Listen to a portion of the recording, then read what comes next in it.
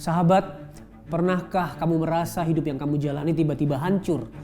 Rencana yang kamu sudah susun begitu baik tiba-tiba berantakan karena suatu hal yang di luar kendalimu. Kita semua pernah mengalami hal ini. Di momen itulah kita merasa tidak ada harapan. Masa depan serasa gelap dan ingin menyerah rasanya di dalam hati. Setelah ini kita akan menyaksikan kisah dari Dion. Dia mengira awalnya hanya mengalami vertigo. Namun ternyata didiagnosa mengalami tumor otak dan harus menjalani operasi besar. Hidupnya serasa hancur dan dia merasa tidak punya masa depan. Namun di titik terendah, dia menemukan sebuah harapan. Dari mana harapan itu datang? Mari kita saksikan kisah yang satu ini. Setelah dari dokter, saya kembali ke dokter lagi. Saya bilang, ini vertigonya nggak sembuh, tapi mata saya makin parah. Kemudian saya CT scan, dianjurkan oleh dokter syaraf pada saat itu, dan keluarlah hasil CT scan bahwa saya mengalami tumor otak yang menghimpit kedua saraf mata saya.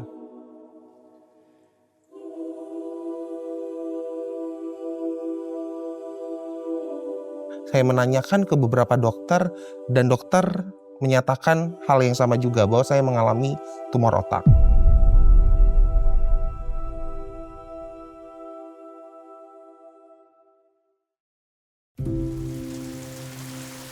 Ketika divonis itu saya mengalami yang shock pastinya dan juga ngerasa saya ini udah gak punya masa depan.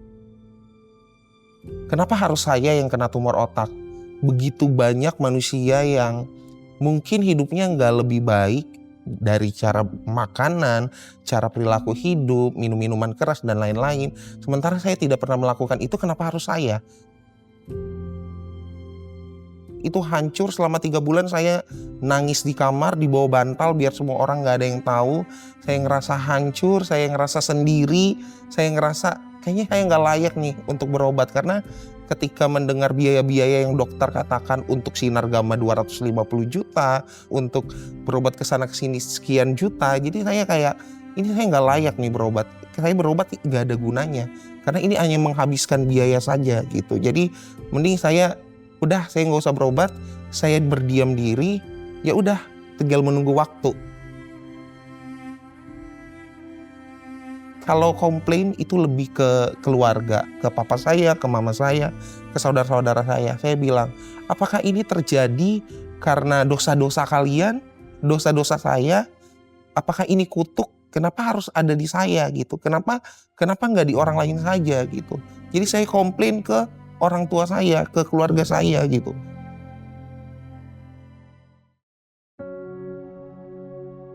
Pada saat saya sakit, saya tidur bersama kedua orang tua saya. Jadi ketika jam 3 pagi saya bangun, saya pernah di tahap yang benci sama kedua orang tua saya. Saya merasa ini karena dosa mereka. Saya selalu menguatkan anak saya.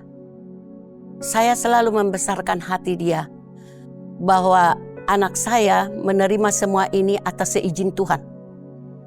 Yang dapat saya lakukan saat itu hanya penyerahan diri kepada Tuhan dan saya hanya berdoa.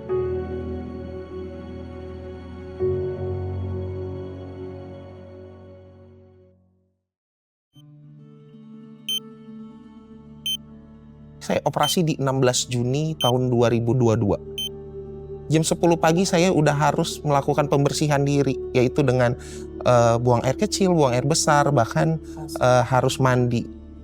Namun di sela-sela saya mandi, mama saya masuk ke kamar mandi. Beliau mengatakan seperti ini, "Bang, saya bisa nggak memandikan kamu?"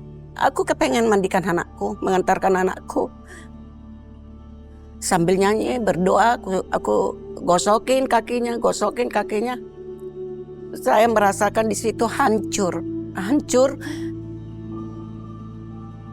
Aku ingat mengandung dia, membesarkan dia, mengantar dia ke sekolah, mengurus dia. Tuhan, izinkan aku Tuhan untuk membesarkan anakku. Kalau bisa Tuhan, jangan ambil anakku. Kembalikan anakku. Itu yang ada dalam hati saya. Supaya aku bisa melihat anakku. Mengharapkan mujizat Tuhan terjadi. masuk ke ruang operasi itu dengan perasaan yang sudah pasrah dengan apapun yang dikatakan dokter. Dokter mengatakan saya akan buta total, saya terima. Dokter mengatakan saya lumpuh total, bahkan meninggal, saya pun sudah ikhlas pada saat itu. Jam 5 pagi di tanggal 17 Juni 2024 saya sadar. Ketika bangun mungkin karena udah keinget dokter bilang saya akan buta, saya akan lumpuh dan segala macamnya, saya nggak akan punya ekspektasi lebih. Tapi ketika bangun, saya ngelihat sinar lampu. Dok, saya bisa lihat. Kaki saya bisa bergerak. Tangan saya bisa bergerak, dok. Terima kasih Tuhan. Ternyata dokter bilang A, B, C, D. Tuhan patahkan semuanya.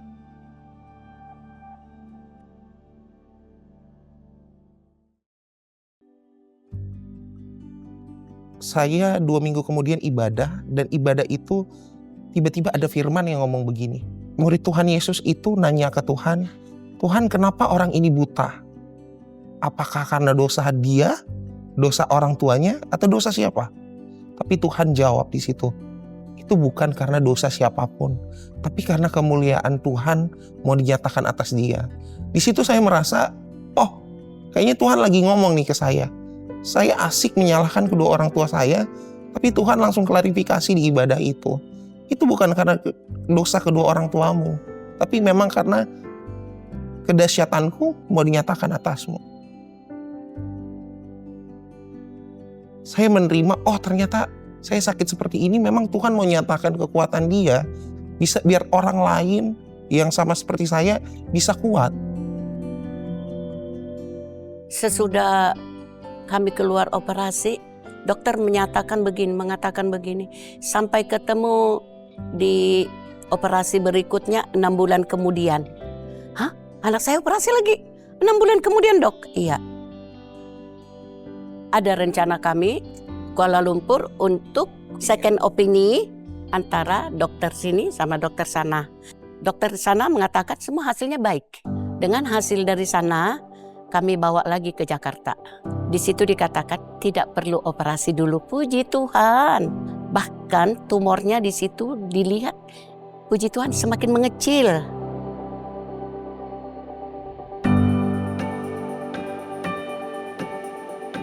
Rasa syukur kami tak habis-habisnya buat Tuhan. Sudah 2 tahun, Dion tidak melakukan operasi. Saya cuman bisa bilang terima kasih sama Tuhan. Tuhan terima kasih untuk semua hal baik dan juga hal buruk. Karena hal buruk itu yang bikin kita diproses.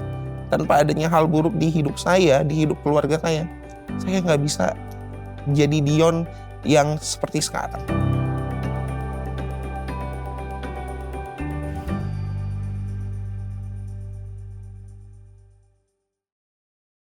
Perjalanan Dion membuktikan bahwa di tengah ketakutan dan ketidakpastian, Tuhan menyediakan jalan keluar. Dari seorang yang merasa tidak ada harapan hingga menemukan pemulihan di dalam Tuhan. Mungkin hari ini kamu sedang mengalami hal yang sangat berat sehingga akhirnya kamu merasa ingin menyerah di dalam hidup. Kamu tidak perlu menjalaninya sendirian. Kami siap untuk mendengarkan cerita kamu dan mendukung kamu di dalam doa. Kamu bisa langsung menghubungi nomor yang ada di bawah ini. Ini adalah nomor layanan doa dan konseling Cahaya Bagi Negeri. Kami siap 24 jam untuk mendukung kamu di dalam doa. Jangan ragu untuk menghubungi kami ya.